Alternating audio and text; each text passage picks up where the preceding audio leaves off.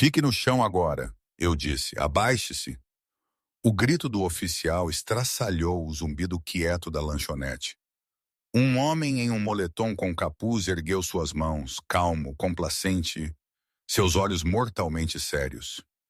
Ele não estava assustado, ele estava calculando. O oficial, Brock Higgins, pensou que ele estava derrubando um bandido de baixo nível. Ele pensou que ele estava limpando as ruas, mas ele não tinha ideia que o homem que ele estava empurrando contra o balcão não era um criminoso. Ele era o mais alto ranqueado operativo de campo do FBI no estado, grampeado e cercado por uma equipe de vigilância do cada único movimento. 7 minutos depois, a carreira de Higgins não estaria apenas acabada. Ele estaria desejando que ele nunca tivesse colocado o distintivo. Esta é a história de como a arrogância encontrou a autoridade máxima. Eram 10h15 da manhã, em uma terça-feira no sul da Filadélfia. A chuva estava batendo contra as janelas manchadas de gordura do Mickey's All Day Breakfast, um lugar que cheirava a bacon queimado e cigarros velhos. Era o tipo de lugar onde pessoas iam quando elas não queriam ser encontradas. Sentado na cabine 4, tomando um café preto que tinha esfriado 20 minutos atrás, estava um homem que os locais conheciam como T-Bone. Ele vestia um moletom com capuz desbotado e grande demais, jeans desgastados e Timberlands que tinham visto dias melhores. Para o observador casual, ele parecia apenas mais um cara tentando ganhar a vida nas esquinas da 4th e Girard, mas seu nome não era T-Bone. Era o agente especial Terrell Bishop. Terrell era uma lenda na agência. 15 anos em crime organizado, um diploma de direito de Georgetown e uma taxa de resolução que fazia outros agentes suarem. Hoje, no entanto, ele não era um advogado ou um agente. Ele era a isca nós. Terrell murmurou, seus lábios mal se movendo. O microfone colado em seu peito, sob o moletom com capuz, pegou a vibração. Nós temos visual. Uma voz estalou em seu fone de ouvido invisível. Era a agente especial Sarah Malley, estacionada em uma van de vigilância 2 quadras adiante. Alvo está a 2 minutos de distância. Lembre-se, Bishop, nós precisamos que ele explicitamente ofereça as armas. Não pule a arma, eu sei o jogo. Oh, Malley, Terrell respondeu, seus olhos escaneando a rua. Ele estava esperando por Dante Richie, um executor de nível médio para a família criminosa Moretti. Richie era paranoico, perigoso, e a chave para um caso rico que o FBI estava construindo por 3 anos. Se esta reunião fosse para o sul, 3 anos de trabalho evaporariam. Terrell ajustou sua postura, curvando-se mais baixo, transformando sua linguagem corporal de confiante para golpista de rua nervoso. A campainha acima da porta tilintou. Terrell tensionou, mas não era Richie. 2 policiais uniformizados entraram, sacudindo a chuva de seus casacos pesados. A lanchonete ficou em silêncio. A garçonete, uma mulher idosa amável chamada Martha, congelou enquanto servia café. O oficial Brock Higgins era um homem que ocupava muito espaço. Ele era de ombros largos, rosto vermelho, e tinha uma reputação que o precedia. Ele era conhecido na delegacia como um cara de estatísticas, alguém que aumentava seus números de prisão prendendo qualquer um que olhasse para ele errado. Seguindo atrás dele estava a oficial Jessica Klein, uma novata que parecia que ela mal tinha saído da academia. Ela parecia nervosa, seus olhos lançando-se pela lanchonete. Só café? Brock, Klein perguntou, sua voz quieta. Sim, e talvez um pouco de paz e sossego. Higgins grunhiu. Ele escaneou o quarto, seu olhar passando sobre o velho comendo sopa, o casal discutindo no canto e pousando diretamente em Terrell. Terrell sentiu o peso do olhar. Não se envolva, ele disse a si mesmo. Richie está a 1 minuto de distância. Se um carro de patrulha estiver estacionado na frente, Richie vai embora. Se Richie for embora, o caso morre. Terrell puxou seu telefone fingindo mandar mensagem. Olhe, nós temos uma situação. 2 uniformes acabaram de entrar. Higgins, eu o conheço. Ele é sujo. Abortar? O'Malley perguntou, a tensão subindo em sua voz. Não, Terrell sussurrou. Rich está muito perto. Se eu sair agora, eu pareço suspeito para Raishi. Se eu ficar, eu risco Higgins fazendo uma cena. Eu tenho que cavalgar isso para fora. Higgins não foi para o balcão. Ele caminhou direto para a cabine 4. O baque pesado de suas botas no linóleo soou como uma contagem regressiva. Pés fora do assento. Higgins latiu. Terrell não tinha seus pés no assento. Ele estava sentado normalmente. Ele olhou para cima, mantendo sua expressão neutra. Com licença, eu disse. Não se sinta confortável. Higgins zombou, sua mão descansando em seu cinto perigosamente perto de seu taser. Você comprou algo ou está apenas vadiando? Eu comprei um café, Terrell disse, gesticulando para a xícara. Apenas esperando por um amigo. Amigo? Higgins riu, um som áspero de latido. Caras como você não têm amigos nesta vizinhança. Você tem cúmplices. O que está na bolsa? Havia uma sacola de viagem sob a mesa. Ela continha $50 mil em dinheiro do FBI marcado destinado para a compra de armas. Lavanderia. Terrell mentiu suavemente. Lavanderia. Higgins repetiu, olhando de volta para Cline. Ele diz que é lavanderia. Você acredita nisso, Cline? Cline se mexeu desconfortavelmente. Oficial Higgins, talvez nós devêssemos apenas pegar nossos cafés. Ainda não, Higgins disse, virando-se de volta para Terrell, seus olhos semicerrados. Eu acho que você se encaixa na descrição de um suspeito que nós estamos procurando. Roubo lá na Rua 8. Homem alto, negro, moletom com capuz. Terrell suspirou internamente. Era o truque mais velho do livro. Uma descrição vaga que poderia caber em metade da cidade usada como causa provável para jogar alguém. Eu estive aqui por 30 minutos, Terrell disse calmamente. Pergunte à garçonete. Eu não estive na Rua 8. Eu estou pedindo para você se levantar. Higgins comandou, sua voz elevando uma oitava. Identidade agora. O'Malley, Terrell sussurrou mal audível. Reati está aqui. Pela janela, Terrell viu um Mercedes preto desacelerar. Limpa a garganta. Dante Rishi estava olhando para a lanchonete. Ele viu o carro de patrulha. Ele viu o uniforme parado sobre Terrell. O Mercedes não parou. Ele acelerou e desapareceu na esquina. A carne foi queimada. O caso foi comprometido. Terrell sentiu uma raiva fria e dura se instalar em seu estômago. Ele lentamente se levantou. Você acabou de cometer um erro, oficial. Isso é uma ameaça. Higgins soltou seu rádio. Nós temos o MEUS 52 resistindo, solicitando reforço. Eu não estou resistindo. Terrell disse, levantando suas mãos lentamente, palmas abertas. Mas eu estou dizendo a você, você está interferindo com uma operação federal. Higgins piscou, então explodiu em risadas. Operação federal? Você olha para você. Você é um vagabundo. Vire-se, mãos atrás de suas costas. Me ouça, Terrell disse, sua voz caindo para aquele tom de comando que ele usava na sala de interrogatório. Meu nome é Agente Especial Terrell Bishop. Meu distintivo está no meu bolso de trás. Se você me tocar, você está agredindo um oficial federal. Higgins hesitou por uma fração de segundo. A confiança na voz de Terrell era chocante, mas o ego de Higgins era muito grande para reverter o curso na frente de sua parceira novata e dos clientes da lanchonete. Ele já tinha se comprometido. Sim, e eu sou o rei da Inglaterra. Higgins cuspiu. Ele agarrou o pulso de Terrell e o torceu violentamente atrás de suas costas. O clique das algemas ecoou pela lanchonete. Você está sob prisão por conduta desordeira, resistência à prisão e personificação de um oficial. Higgins anunciou, empurrando Terrell em direção à porta. Terrell não revidou. Ele sabia que a equipe de vigilância estava gravando tudo. Áudio, Vídeo. Cada palavra que Higgins disse era um prego em seu próprio caixão. Limpa a garganta.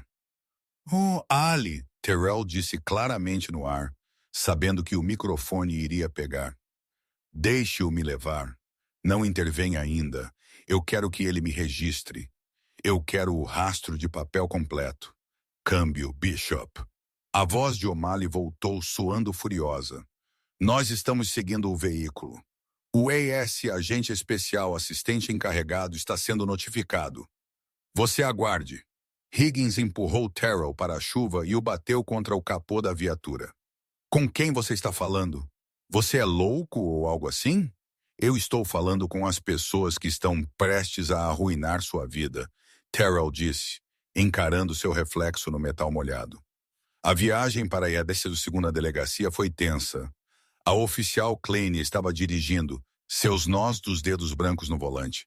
Ela continuava olhando no espelho retrovisor para Terrell, que sentava perfeitamente imóvel na parte de trás, olhando pela janela.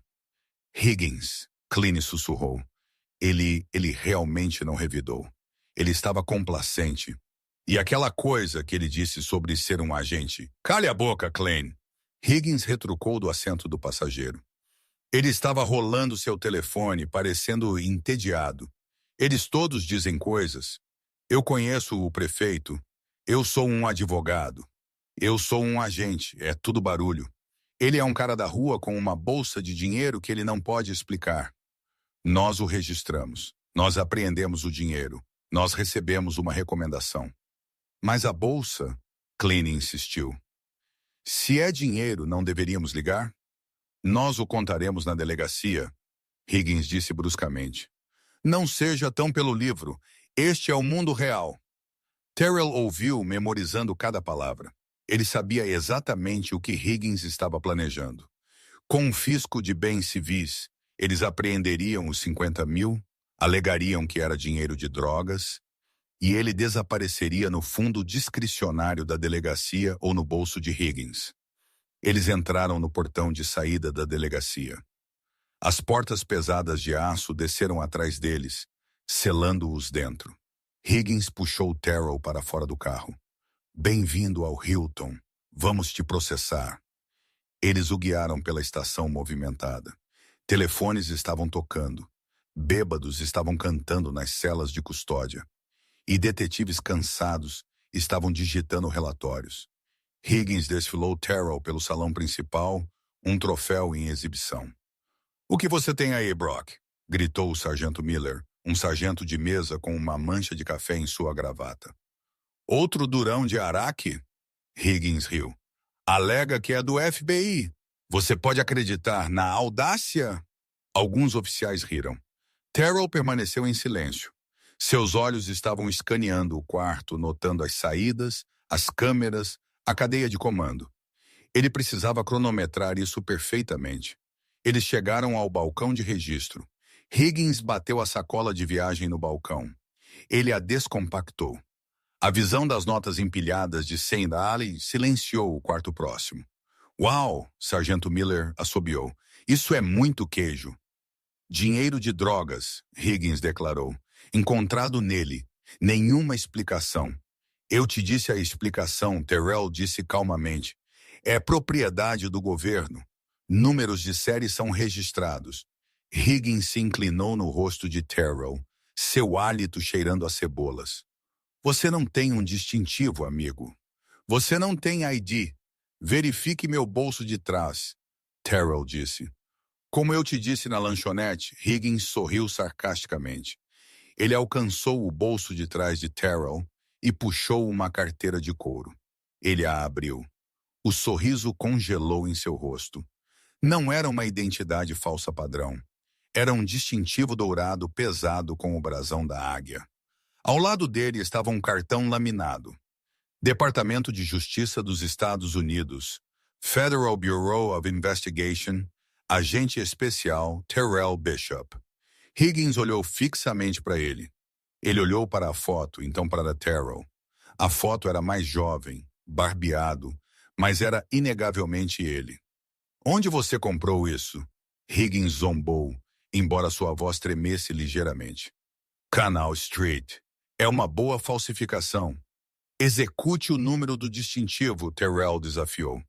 840 Alpha. Execute-o através do NCC. Faça isso agora. Sargento Miller parecia nervoso. Brock, talvez você devesse executá-lo. É falso. Higgins gritou, batendo a carteira. Ele está te jogando. Ele está tentando te assustar. Eu não estou tentando te assustar, Terrell disse, sua voz caindo para um registro terrivelmente baixo. Eu estou te dando uma chance para mitigar o dano. Agora você está olhando para sequestro e obstrução de justiça. Se você me colocar naquela cela, você adiciona prisão falsa. Se você tocar naquele dinheiro, você adiciona roubo de propriedade federal. O rosto de Higgins ficou de um tom profundo de carmesim. Ele sentiu sua autoridade escorregando. A novata Klein estava recuando, parecendo aterrorizada. Coloque-o na cela, Higgins ordenou ao oficial de registro. Brock, eu não sei, o oficial de registro gaguejou. Eu disse, coloque-o na cela de custódia. Higgins gritou, agarrando Terrell pela gola. Naquele momento, o telefone na mesa do sargento tocou. Não era o toque normal. Era a linha vermelha, a linha direta do escritório do capitão. Sargento Miller o pegou. Mesa. Miller. Ele ouviu por 2 segundos. Seu rosto ficou pálido. Ele se levantou reto, seus olhos fixos em Terrell. Sim, senhor. Ele está bem aqui, senhor. Miller engoliu em seco. Ele segurou o telefone para Higgins, mas ele estava olhando para Terrell com puro medo. Higgins, Miller disse, sua voz tremendo. É o capitão. Ele quer saber por que o agente especial encarregado do escritório de campo do FBI Filadélfia acabou de ligá-lo gritando sobre um agente sendo mantido refém. O quarto ficou mortalmente silencioso. Até os bêbados na cela pareceram parar de fazer barulho. Higgins olhou para o telefone como se fosse uma bomba. Ele olhou para Terrell. Terrell sorriu pela primeira vez. Não era um sorriso agradável. Atenda o telefone oficial. Diga a ele o que você encontrou no meu bolso. O oficial Brock Higgins ficou congelado. O fone do telefone sentindo-se como um peso de chumbo em sua mão. A voz do capitão era audível mesmo à distância. Um pequeno fluxo gritante de profanidade que parecia vibrar através do plástico. Coloque-o. Capitão Henderson rugiu pela linha. Coloque o agente Bishop no telefone agora, seu imbecil. Antes que o DOJ traga um tanque pela minha porta da frente. Higgins abaixou o telefone. Seu rosto uma máscara de negação teimosa. Ele olhou para o sargento Miller, então para a novata aterrorizada Klein, e finalmente para Terrell Bishop. Terrell estava encostado no balcão de registro, ainda algemado, parecendo entediado. Ele te pegou também, Higgins murmurou, balançando a cabeça. Este cara é bom. Ele enganou o capitão. Brock, sargento Miller disse, sua voz suplicante. Dê a ele o telefone. Destranque as algemas. Isso não é uma piada. É um truque? Higgins gritou, batendo o receptor, cortando o capitão. Eu conheço um PER quando eu vejo um. O distintivo é falso. A chamada é uma farsa. Nós estamos processando-o. Terrell suspirou. Você acabou de desligar na cara do seu capitão. Isso é insubordinação em cima das acusações de crime. Você está realmente indo para a pontuação alta. Cale a boca. Higgins pegou seu taser novamente. Oficial Higgins, Terrell disse, sua voz de repente afiada, cortando a umidade do quarto. Verifique a hora. Higgins franziu a testa. O quê? Eu disse. Verifique a hora. Fazem exatamente 7 minutos desde que você colocou aquelas algemas em mim. E daí? Protocolo de extração padrão do FBI para um agente disfarçado comprometido em um ambiente hostil é de 7 minutos, Terrell disse calmamente. Você talvez queira olhar pela janela. Higgins zombou. Ele caminhou até a janela de vidro reforçado que dava para a rua. Ele esperava ver chuva, tráfego, talvez um pedestre ou 2. Em vez disso, ele viu uma parede de aço preto. 4 Chevrolet Suburbans pretos tinham subido o meio-fio, bloqueando a saída da delegacia. Atrás deles, um caminhão de centro de comando móvel estava parado. Mas foi o que estava acontecendo na calçada que parou o coração de Higgins. Homens e mulheres em equipamento tático completo, coletes à prova de balas azul marinho com letras amarelas em negrito lendo FBI, estavam invadindo a entrada. Eles se moveram com uma precisão fluida e aterrorizante que fez os oficiais de patrulha da delegacia parecerem segurança de shopping. Eles não estavam batendo, eles estavam se empilhando. Que diabos? Higgins sussurrou. Crash. As portas duplas do lobby da delegacia se abriram com tanta força que bateram contra as paredes. Agentes federais, ninguém se mexa. Mãos onde nós possamos vê-las. O grito foi unificado, alto e absoluto. Caos irrompeu no salão principal. Limpa na garganta. Oficiais se esforçaram para se levantar, derramando café, derrubando papelada. Alguns instintivamente alcançaram seus coldres. Apenas para congelar quando viram o grande número de carabinas apontadas para o teto. Liderando a carga estava um homem em um terno cinza afiado, vestindo um corta-vento sobre ele que dizia FBI Azaki. Ele era alto, com cabelo prateado e olhos que pareciam que eles poderiam cortar vidro. Este era o agente especial, assistente encarregado David Reynolds. Atrás dele estavam 12 membros da equipe SWAT do FBI. Quem é o comandante de vigia? Reynolds latiu, sua voz ecoando nos pisos de azulejo. Sargento Miller ergueu uma mão trêmula. Eu sou o senhor. Sargento Miller. Sargento Miller, Reynolds disse, avançando, sua equipe se espalhando para garantir o quarto. Você tem um agente federal sob custódia. O nome dele é Bishop. Eu quero ele liberado imediatamente. E eu quero o oficial que o prendeu para se apresentar. Higgins virou-se da janela. Ele estava pálido, mas sua arrogância era uma coisa profundamente enraizada. Ele caminhou pelo curto corredor da área de registro até o salão principal, empurrando a passagem pelo portão. Eu sou o oficial Higgins, ele anunciou, tentando estufar o peito. E eu não me importo quem você é. Esta é minha delegacia. Você não entra aqui balançando armas.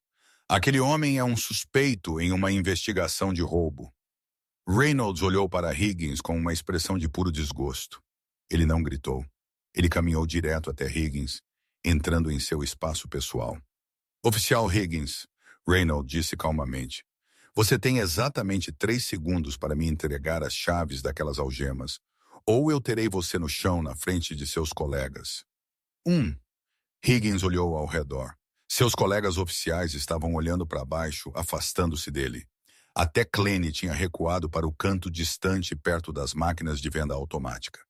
Ele estava sozinho. 2, Reynolds contou. Higgins alcançou seu cinto com uma mão trêmula e puxou o chaveiro. Ele os bateu na mão de Reynolds.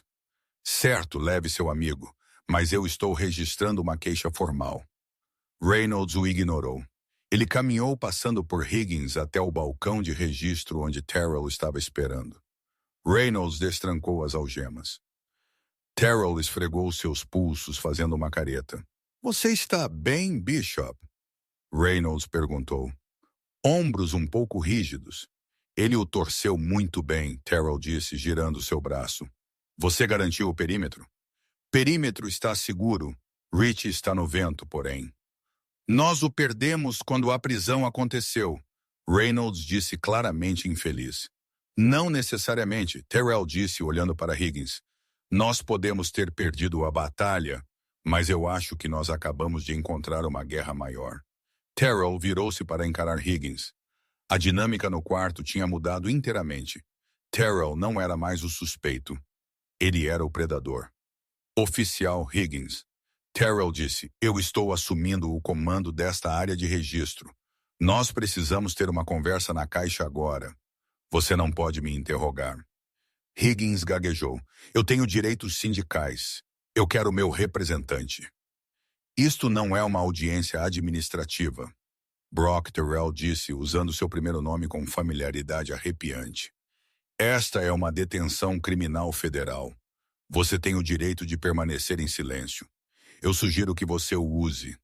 Coloque-o no quarto. 2 agentes SWAT agarraram Higgins pelos braços. Ele não lutou desta vez. Ele os deixou arrastá-lo para a sala de interrogatório 1, a mesma sala onde ele tinha aterrorizado incontáveis suspeitos ao longo dos anos. Sala de interrogatório 1 era uma caixa fria, sem janelas, com uma mesa de aço e 3 cadeiras. O espelho na parede era vidro unidirecional, e Higgins sabia exatamente quem estava atrás dele. Reynolds, o capitão, e provavelmente um promotor federal. Higgins sentou-se no lado mais distante da mesa, seus braços cruzados. Ele estava tentando parecer desafiador, mas sua perna estava quicando nervosamente sob a mesa. Terrell entrou. Ele tinha se livrado do moletom com um capuz grande demais. Ele estava agora usando um colete de Kevlar sobre sua camiseta com seu distintivo preso na frente. Ele carregava uma pasta de arquivo grossa e um laptop. Ele sentou-se em frente a Higgins e não disse uma palavra. Ele abriu o laptop. Ele abriu o arquivo. Ele arranjou 3 canetas em uma linha perfeita. O silêncio se estendeu por 2 minutos. Era um velho truque de policial. Faça-os esperar. Faça-os suar. Higgins sabia, mas estava funcionando de qualquer maneira. Você não tem nada. Higgins finalmente soltou. Eu cometi um erro na ID. E daí? Imunidade qualificada. Eu agi de boa fé. Terrell olhou para cima, seus olhos cansados. Boa fé? É isso que você chama? Ele se encaixava na descrição. Higgins insistiu. Homem alto, negro, moletom com capuz, suspeito de roubo. Qual roubo? Terrell perguntou. O da Rua 8 semana passada. Não houve roubo na Rua 8 semana passada, Terrell disse categoricamente. Nós puxamos os registros de despacho dos últimos 30 dias. Nenhum roubo relatado naquele setor. Deve ter sido uma chamada de rádio. Higgins mentiu. Terrell tocou em uma tecla em seu laptop. Ele girou a tela. Esta é a filmagem de sua câmera corporal, Terrell disse. E esta ele apontou para outra janela na tela. É a filmagem da equipe de vigilância que estava me observando.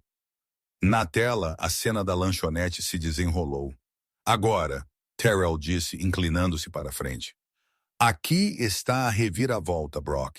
E é a razão pela qual você está sentado naquela cadeira, e não apenas recebendo um tapa no pulso por ser um idiota racista. Terrell fez uma pausa para efeito. Eu não estava naquela lanchonete para pegar Dante Rich por extorsão, Terrell revelou. Bem, não apenas por isso, Higgins franziu a testa. Do que você está falando? Nós temos investigado a família criminosa Moretti por 3 anos, Terrell explicou. E por 3 anos, toda vez que nós chegávamos perto de um membro-chave, eles escapavam. Toda vez que nós montávamos uma compra, um carro de patrulha coincidentemente aparecia e os assustava. Toda vez que nós planejávamos uma batida, o local estava limpo. Higgins parou de balançar a perna. Nós percebemos, Terrell continuou, sua voz caindo mais baixo, que os Morettis tinham um anjo da guarda, alguém dentro da 12ª delegacia, alguém que criaria desvios, alguém que acidentalmente desmantelaria operações federais para deixar os alvos escaparem. O rosto de Higgins ficou cinza. Nós marcamos o encontro na lanchonete hoje não para pegar Richie, Terrell disse, desferindo o golpe. Mas para pegar você, Higgins bateu a mão na mesa. Isso é uma mentira.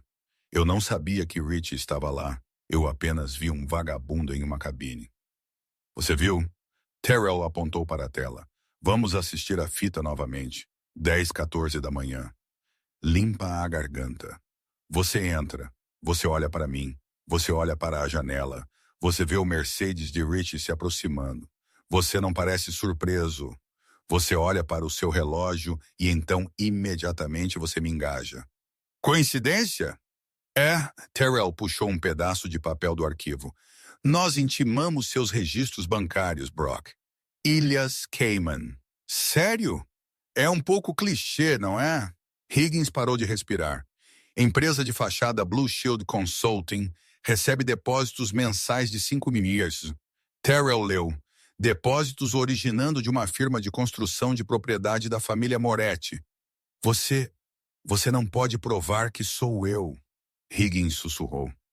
Nós temos os logs de IP usados para acessar a conta, Terrell disse. Eles rastreiam de volta ao seu Wi-Fi doméstico e seu telefone. Terrell fechou o arquivo. O som foi como um tiro na pequena sala. Você não é apenas um policial ruim, Higgins. Você é uma toupeira. Você trabalha para a máfia e hoje você estava tão ansioso para proteger sua folha de pagamento que você prendeu um agente federal em câmera, o agrediu e tentou roubar $50 mil de fundos federais marcados. Terrell se levantou e caminhou até a porta. Ele colocou sua mão na maçaneta e olhou para trás. Eu te disse lá fora, Terrell disse. Eu sou o cara que vai arruinar sua vida. Mas honestamente, Brock, você a arruinou você mesmo. As acusações são extorsão, conspiração, obstrução de justiça, agressão a um oficial federal e privação de direitos sob a cor da lei. Você está olhando para 30 anos no mínimo. Higgins sentou-se escorado na cadeira. A luta completamente esgotada dele. Limpa a garganta. O valentão arrogante que tinha entrado na lanchonete tinha ido embora. Tudo o que restou foi um criminoso que tinha acabado de perceber que ele tinha estado jogando damas enquanto o FBI estava jogando xadrez 4D. Terrell abriu a porta. A gente ali, ele é todo seu. Processe-o. Enquanto Terrell saía da sala de interrogatório, o salão principal estava silencioso. Os outros oficiais, incluindo a novata Cleany, o observaram passar. Não havia mais hostilidade em seus olhos. Apenas medo e uma realização crescente de que a cultura de sua delegacia estava prestes a ser queimada até o chão. Mas a história não tinha lá acabado. Quando Terrell chegou ao lobby, a Sac Reynolds estava esperando por ele. Limpa a garganta. Bom trabalho lá dentro, Reynolds disse. Higgins é o primeiro dominó, mas ele não é o último. Eu sei, Terrell disse, olhando de volta para a delegacia. Ele estava muito confortável. Ele não agiu sozinho. O sargento na mesa, ele deixou acontecer. O capitão, ele tem olhado para o outro lado por anos. Nós temos mandados para o escritório e casa do capitão, Reynolds disse. Nós estamos desmantelando este lugar. E a novata? Terrell perguntou. Clean. Ela é verde, Reynolds disse, mas ela foi cúmplice. Ela ficou calada. Ela estava assustada, Terrell corrigiu, mas o medo não é uma desculpa. Traga-a para interrogatório. Se ela delatar o capitão, talvez nós façamos um acordo com ela. Se ela proteger a parede azul, ela afunda com o navio. Terrell saiu para a chuva. O ar parecia mais limpo agora. A adrenalina estava desvanecendo, substituída pela dor surda em seu ombro onde Higgins tinha torcido. Ele alcançou seu bolso e puxou seu telefone. Ele tinha uma chamada perdida. Era de Dante Ritchie. Terrell olhou fixamente para a tela. Por que o alvo estaria ligando para ele? Ele atendeu. Sim, T-Bone. A voz de Ritchie era suave, divertida. Ou devo dizer, agente Bishop. Terrell congelou nos degraus da delegacia. Ritchie, eu vi o show na lanchonete. Ritchie riu. Muito dramático. Eu assumo que Higgins está algemado. Ele está. Bom, Ritchie disse que ele estava ficando ganancioso, pedindo um aumento. Eu imaginei que era mais barato deixar vocês removerem o lixo para mim. O sangue correu frio nas veias de Terrell. Você o armou, Terrell percebeu. Você sabia que eu era um federal. Eu suspeitei, Ritchie disse. Então eu enviei Higgins para testar as águas. Se ele te prendesse, eu sabia que você era ninguém. Se o FBI invadisse o lugar, bem então eu sabia que você era o verdadeiro. Obrigado pela confirmação, agente. Agora eu sei quem evitar. A linha ficou muda. Terrell baixou o telefone. A chuva encharcou seu rosto. A reviravolta não era apenas que Higgins era sujo. A reviravolta era que o mafioso tinha brincado com todos eles. Richie tinha sacrificado sua própria toupeira apenas para confirmar a identidade de Terrell. Terrell olhou para o telefone, então de volta para a delegacia onde o FBI estava carregando caixas de evidência. Reynolds! Terrell gritou, virando-se. Nós temos um problema. A chuva tinha parado, mas a atmosfera dentro do centro de comando móvel do FBI estava elétrica. As telas na parede exibiam uma teia de conexões, contas bancárias, registros telefônicos e fotos de vigilância. No centro de tudo estava o rosto de Dante Richie. Terrell sentou-se em uma cadeira dobrável, uma bolsa de gelo pressionada contra seu ombro. Ele estava reprisando a chamada telefônica em sua cabeça. Eu imaginei que era mais barato deixar vocês removerem o lixo para mim. Ele nos jogou, Reynolds, Terrell disse, sua voz baixa. Richie sabia que Higgins era uma responsabilidade. Ele sabia que Higgins estava ficando descuidado, ganancioso, então ele me usou como o carrasco. Nós não pegamos uma pausa. Nós pegamos um descarte. Esse é que Reynolds acenou gravemente. Nós tiramos um policial sujo da rua. Isso é uma vitória, mas Richie está no vento. Ainda não, Terrell disse. Richie é arrogante. Ele me ligou para se gabar. Isso significa que ele se sente seguro. Ele pensa que ele tem tempo. Enquanto isso, na cela de custódia da 12ª Delegacia, a realidade do karma duro estava desabando sobre Brock Higgins. A cela estava fria. Seu cinto e cadarços tinham sido tirados. O homem que tinha andado pela delegacia como um rei apenas 2 horas atrás, estava agora encolhido no canto, ouvindo os murmúrios dos agentes federais desmantelando sua mesa lá fora. A porta pesada de aço zumbiu aberta.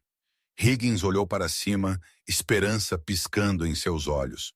Meu advogado? Meu advogado está aqui. Um homem em um terno afiado e caro entrou. Não era o representante do sindicato da polícia. Higgins esperava. Era Arthur Sterling, um advogado de defesa criminal de alto preço conhecido por representar homens de negócios legítimos como a família Moretti. Senhor Sterling, Higgins se esforçou para se levantar. Graças a Deus, você tem que me tirar daqui. Os federais, eles têm os registros bancários. Eles sabem sobre os pagamentos. Sterling não se sentou. Ele ficou ao lado das barras, olhando para Higgins com a mesma expressão que alguém poderia usar ao olhar para um rato morto. Sente-se, Brock, Sterling disse suavemente. Eu não posso sentar. Eu estou olhando para 30 anos, Higgins gritou, suor perlando em sua testa. Você precisa ligar para Richie. Diga a ele que eu mantive minha boca fechada. Diga a ele que eu preciso de dinheiro para fiança. Eu preciso que a família se manifeste. Sterling suspirou e verificou seu relógio de ouro. A família está se manifestando, Brock. Eles estão pagando pelo meu tempo agora para vir aqui e te dar uma mensagem muito específica. Que mensagem? A mensagem é a Deus. Higgins congelou. O quê? Você se tornou uma responsabilidade, Sterling disse, sua voz desprovida de emoção. Você atraiu muita atenção. Você assediou civis. Você ficou descuidado com os depósitos. E hoje, atacando um agente federal em câmera. Isso é ruim para os negócios. O Sr. Richie não tem uso para um soldado que não pode seguir ordens. Eu fiz isso por ele, Higgins gritou. Eu o protegi por 3 anos. E você foi pago, Sterling contra-argumentou. A transação está completa. Você está por sua conta, Brock. Se você mencionar o nome do Sr. Richie para os federais, bem, você conhece o alcance da família. Prisões são lugares perigosos. Acidentes acontecem nos chuveiros todos os dias. Sterling virou-se para sair. Espere, você não pode me deixar. Higgins lamentou, agarrando as barras. Não nos ligue, Sr. Higgins, Sterling disse, a porta zumbindo aberta para ele. Nós certamente não estaremos ligando para você. A porta bateu fechada. Higgins ficou em silêncio. O peso disso o esmagou. Ele tinha vendido seu distintivo, sua honra e seu país por dinheiro, pensando que ele era parte da família. Agora ele percebeu que ele era apenas uma ferramenta, um pornô descartável. A raiva que subiu nele não era mais a raiva quente de um valentão. Era a fúria fria e desesperada de um homem sem nada a perder. "Guarda!" Higgins gritou, sua voz rachando. "Me pegue, Bishop! Me pegue o agente!" Terrell voltou para a sala de interrogatório. Desta vez ele não trouxe um arquivo. Ele trouxe uma xícara de café e a colocou na mesa. Higgins parecia que ele tinha envelhecido 10 anos na última hora. Ele estava tremendo. "Você estava certo", Higgins sussurrou, olhando para o café. "Eles me soltaram. Sterling veio. Ele me ameaçou." "Eu te disse", Terrell disse, sentando-se. "Para eles você é apenas o lixo. Então você vai deixá-los te dar descarga? Ou você vai ser um policial pela última vez em sua vida miserável?" Higgins olhou para cima.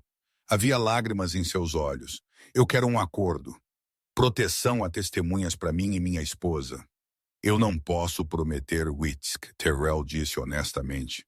"Mas eu posso prometer que se você me der Rishi agora, eu falarei com o procurador dos Estados Unidos. Eu lhes direi que você cooperou. Isso poderia tirar 10 anos de sua sentença, e nós o colocaremos em uma instalação federal onde os Morettes não podem te tocar." Higgins engoliu em seco. Ele acenou com a cabeça.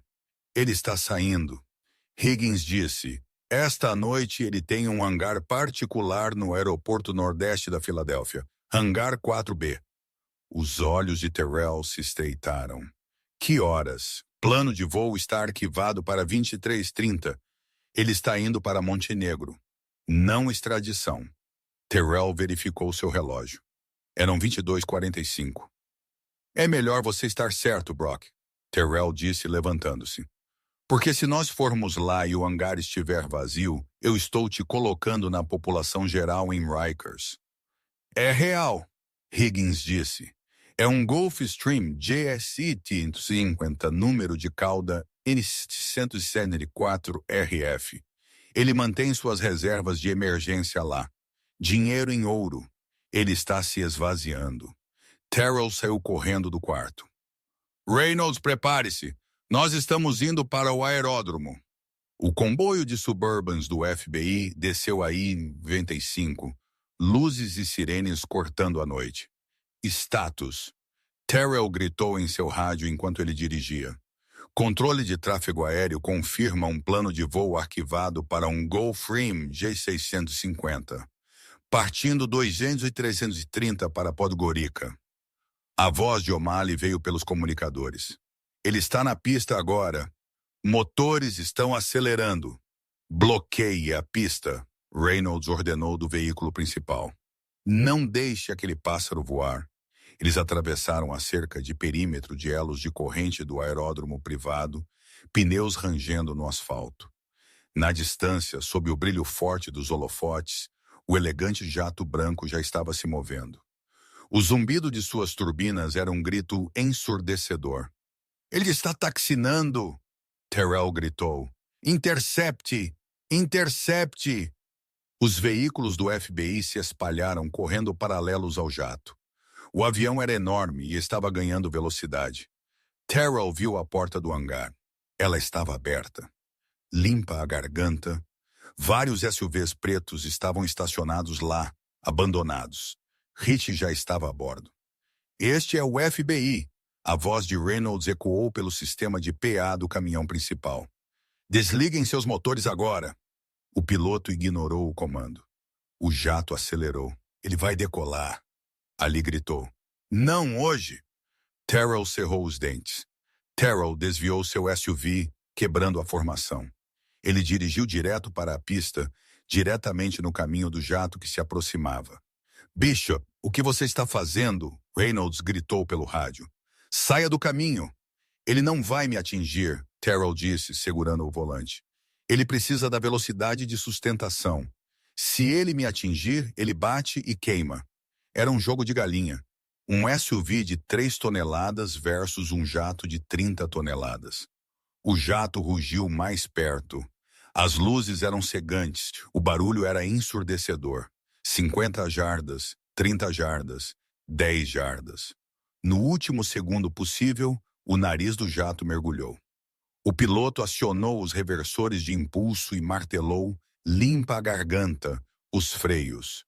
Os pneus fumaram e rangeram, deixando longas marcas de derrapagem pretas na pista.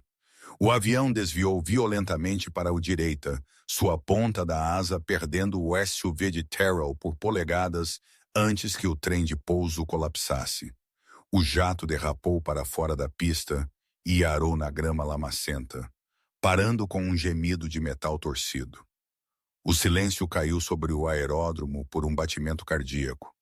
Então as portas dos veículos do FBI se abriram. Mova-se, mova-se, mova-se. Terrell foi o primeiro a sair, arma em punho. Ele correu pela grama molhada em direção ao jato aleijado. O escorregador de emergência não tinha sido acionado. A porta principal estava emperrada. "Abra-a!" Terrell gritou para a equipe SWAT. Uma carga de limpa a garganta, arrombamento foi jogada na porta. Bum! A porta caiu. Terrell e a equipe invadiram o avião. Dentro da cabine era puro luxo. Assentos de couro, decantadores de cristal, acabamento dourado. Mas era o caos. Bagagem tinha voado para todo lado. Na parte de trás da cabine, Dante Ricci estava tentando sair de uma saída de emergência, segurando uma maleta. Ele olhou para trás, seus olhos arregalados de choque. Ele não era mais a voz suave e arrogante no telefone. Ele era um rato preso. "Não se mova." Terrell apontou sua Glock para o peito de Ritchie. Ritchie congelou. Ele olhou para a arma, então para a maleta, então para Terrell. "Você está cometendo um erro, agente." Ritchie ofegou, sangue escorrendo de um corte em sua testa. "Há 5 milhões nessa maleta. É seu. Apenas me deixe ir. Ninguém precisa saber." Terrell deu um passo à frente, suas botas rangendo no vidro quebrado. "Você pensa que isso é sobre dinheiro?" Terrell perguntou, sua voz firme. "Isso é sobre o juramento, algo que você e Higgins nunca entenderam." 5 milhões? Wright implorou. 10. Eu tenho contas. Você tem o direito de permanecer em silêncio, Terrell disse, agarrando Ritchie pelas lapelas de seu caro terno italiano e batendo-o contra a antepara. "Eu sugiro que você comece a praticar."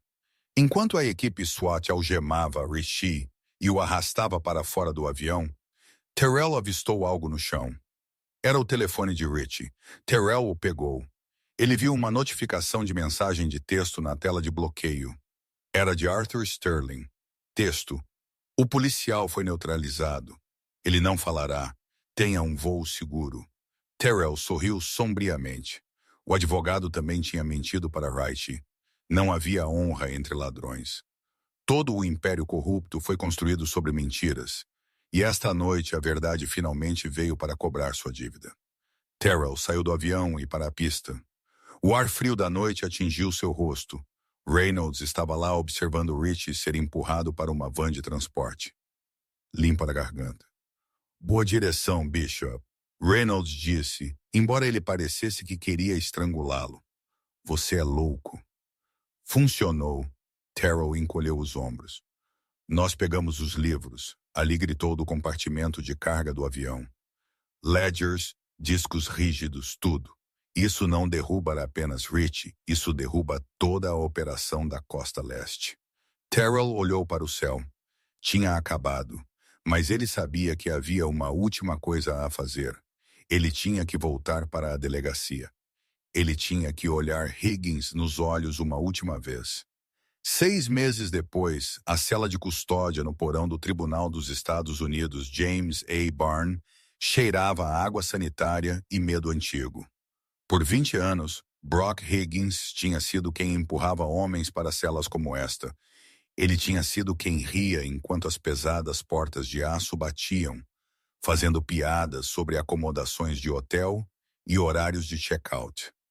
Agora ele era quem estava sentado no banco de metal frio, seus pulsos esfolados pelas algemas que o prendiam à sua cintura. Ele olhou para seu reflexo no aço polido da unidade sanitária. O homem olhando de volta era um estranho. Ele tinha perdido 40 libras. A tez rubicunda e arrogante de um policial que comia muitos donuts grátis e bebia muita cerveja confiscada tinha sumido, substituída pela palidez pastosa e cinza de um homem que não via luz solar direta há 180 dias. Custódia protetora, confinamento solitário, o tinha esvaziado. Higgins, o marechal dos Exércitos, latiu, batendo seu bastão contra as barras. Hora do show, Higgins se levantou, suas pernas tremendo. Ele arrastou-se para frente, as correntes tilintando com um som que parecia ensurdecedor no silêncio. Este era o karma duro sobre o qual ele tinha rido quando estava usando o distintivo. Agora era um peso físico arrastando-o para o julgamento. No andar de cima, o Tribunal 9 era uma panela de pressão. O ar-condicionado estava travando uma batalha perdida contra o calor corporal de 300 pessoas. A imprensa o tinha apelidado de Julgamento Escudo Azul, e ele tinha se tornado um espetáculo nacional. Cada assento estava ocupado, repórteres com seus laptops abertos, ativistas comunitários, famílias de pessoas que Higgins tinha falsamente prendido ao longo dos anos, e um mar de policiais de rosto sombrio em uniformes azuis de gala que tinham vindo ver a podridão ser cortada de seu departamento. Na primeira fila, o agente especial Terrell Bishop sentou-se reto como uma vara. Ele não estava usando seu moletom com capuz disfarçado hoje. Ele estava em seu uniforme de gala completo, seu distintivo de ouro brilhando sob as luzes do tribunal. Ao lado dele sentava-se Jessica Clenny. Ela não era mais uma novata. O medo que a tinha definido na lanchonete tinha sumido, substituído por uma resolução quieta e de aço. Ela vestia seu uniforme com um novo tipo de dignidade. O tipo que vem de escolher a verdade difícil sobre a mentira fácil. Todos de pé. A voz do oficial de justiça ecoou. O honorável juiz Marcus Harrison entrou na sala, suas vestes pretas esvoaçando. Harrison era conhecido como o Martelo, um juiz federal que tinha zero paciência para a corrupção. Ele tomou seu assento, seus olhos escaneando a sala antes de pousar pesadamente na mesa da defesa. Havia 3 réus, separados por cadeiras vazias e marechais armados. À esquerda estava Brock Higgins parecendo um fantasma. À direita estava Arthur Sterling, o advogado de alto preço que tinha tentado intermediar o acordo. E no centro, uma cadeira vazia representava Dante Ritchie. "Nós estamos aqui para a sentença", o juiz Harrison disse, sua voz amplificada pelo microfone, cortando os murmúrios da multidão.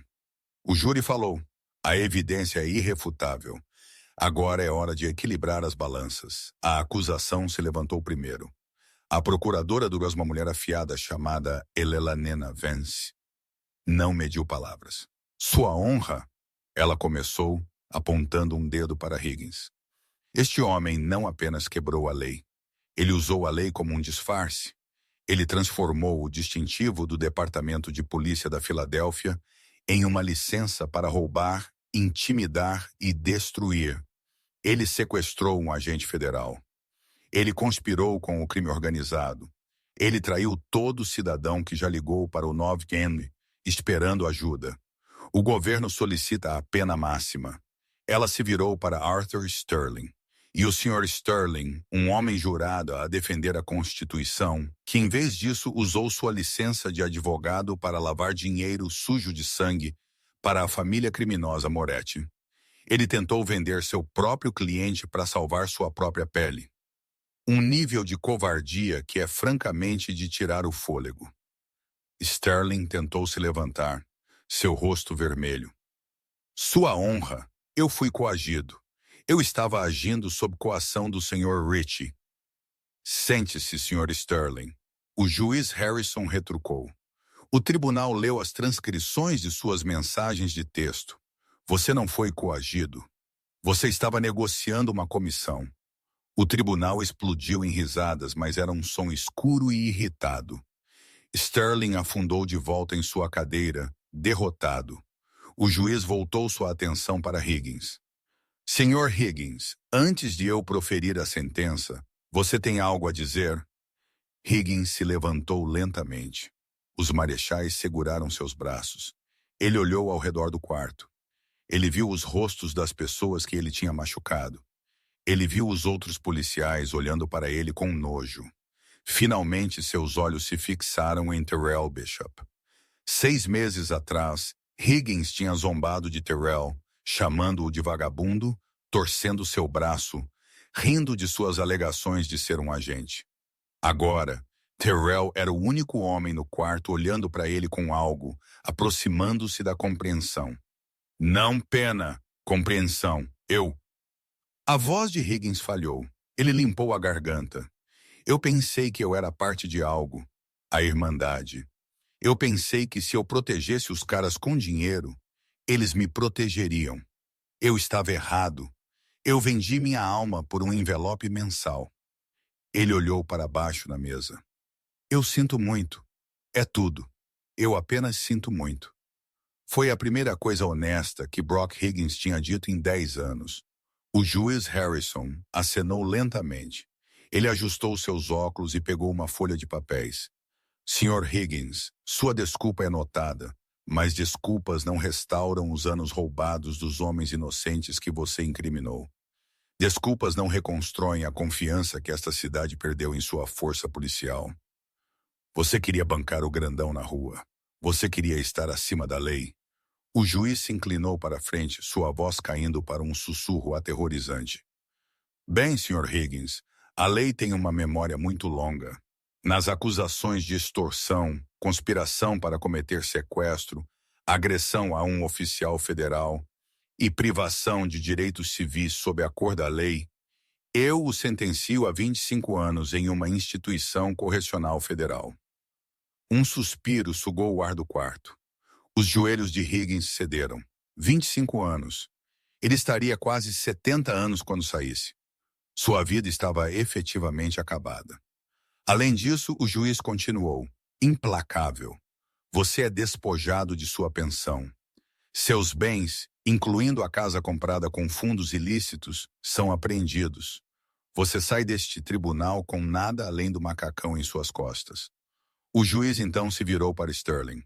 Arthur Sterling, por seu papel como arquiteto deste esquema de lavagem de dinheiro, você é sentenciado a 15 anos e desabilitado permanentemente. A ordem dos advogados já foi notificada. E, finalmente, o juiz olhou para a cadeira vazia. Dante Ricci, embora ele não esteja presente, que o registro mostre que ele entrou com uma declaração de culpa para evitar a pena de morte. Ele foi transferido esta manhã para a ADX Florence, a Supermax no Colorado. Ele passará o resto de sua vida natural em confinamento solitário por 23 horas por dia. Seu império é desmantelado. Seus bens são congelados. A família Moretti está acabada. O martelo caiu. Bang! O som ecoou como um trovão, sinalizando o fim de uma era. Enquanto os marechais arrastavam Higgins embora, ele não lutou, ele não gritou, ele parecia quebrado. Limpa da garganta. Enquanto ele passava pela grade onde o agente estava sentado, ele parou por uma fração de segundo. Ele olhou para Terrell. Você estava certo. Higgins sussurrou, sua voz rouca. 7 minutos. Foi tudo o que precisou. Terrell acenou com a cabeça. Adeus, Brock. Higgins foi arrastado pela porta lateral, as correntes chacoalhando uma última melodia triste. Limpa a garganta. Fora do tribunal, a cena era caótica. Helicópteros de notícias pairavam no alto. Uma multidão de repórteres empurrava contra as barricadas. Terrell e Clancy saíram juntos, apertando os olhos sob o sol brilhante da tarde. Você está bem? Terrell perguntou, olhando para a jovem oficial. Clancy respirou fundo o ar fresco. Eu testemunhei contra um colega oficial. Metade do departamento provavelmente me odeia. A metade suja te odeia. Terrell a corrigiu. A metade boa. Eles te respeitam. Você acabou de salvá-los de trabalhar ao lado de um criminoso. Isso é o que é o verdadeiro trabalho policial. Ele alcançou seu bolso e puxou um cartão de visita. Era um cartão branco simples com o selo do Departamento de Justiça. Eu falei com a Zach Reynolds. Terrell disse, o FBI está procurando por um elo para a força-tarefa conjunta sobre crime organizado. Nós precisamos de pessoas que conheçam as ruas, mas que não serão corrompidas por elas. Pessoas que passem no teste. Clancy pegou o cartão, seus olhos arregalando. Você quer que eu trabalhe com os federais? Eu quero que você continue fazendo o que você fez naquela sala de interrogatório. Terrell sorriu. Pense nisso. Ele desceu os degraus em direção à imprensa que esperava. Os repórteres começaram a gritar perguntas imediatamente. Agente Bishop, você sente que a justiça foi feita? Agente Bishop, é verdade que você escou Higgins de propósito? Terrell subiu ao emaranhado de microfones. Ele levantou uma mão e a multidão se acalmou. Ele olhou diretamente para a lente da câmera de notícias principal, sua expressão séria. Justiça não é um sentimento, Terrell disse, sua voz firme e projetando autoridade. É uma ação. Brock Higgins pensou que ele poderia escrever suas próprias regras porque ele carregava um distintivo. Dante Ritchie pensou que ele poderia comprar seu caminho para fora de problemas porque ele tinha milhões. Arthur Sterling pensou que ele poderia enganar o sistema porque ele tinha um diploma de direito. Terrell fez uma pausa, deixando o silêncio pesar por um momento. Eles estavam todos errados. Hoje prova que não há sombra escura o suficiente para se esconder. Você pode correr, você pode mentir e você pode intimidar.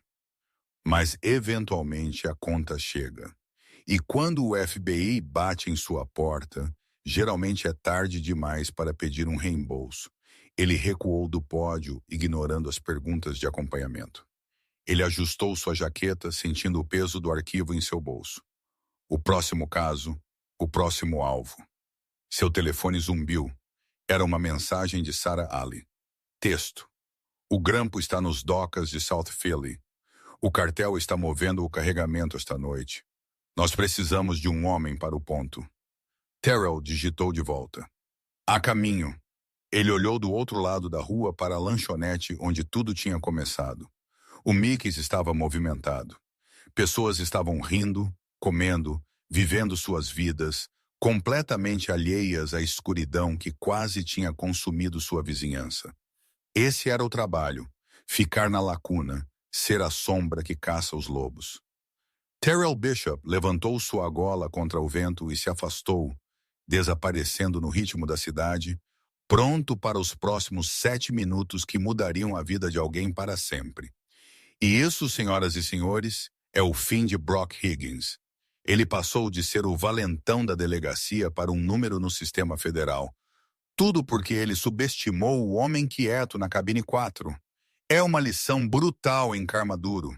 Higgins perdeu seu distintivo, sua liberdade e seu legado. Enquanto a novata que ele tentou corromper, oficial Clean, acabou sendo a heroína que salvou a honra do departamento. Realmente te faz pensar, quantas vezes nós julgamos um livro pela capa? Higgins viu um moletom com capuz e viu um criminoso. Ele não viu o homem que tinha o poder de encerrar sua carreira em 7 minutos. Eu quero saber o que você pensa. 25 anos foi suficiente para Higgins ou ele merecia mais por trair a confiança pública? E quanto ao advogado Sterling, ele se safou muito fácil? Me diga seu veredicto nos comentários abaixo. Eu leio cada um e eu limpa a garganta, adoro ver seus debates.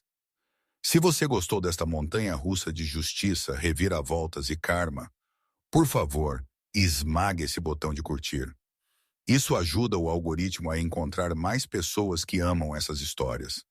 E se você é novo aqui, aperte esse botão de se inscrever e ligue o sino de notificação para que você nunca perca o próximo episódio. Nós temos uma história louca chegando na próxima semana, envolvendo um cônjuge traidor e um microfone escondido que você não quer perder. Obrigado por assistir.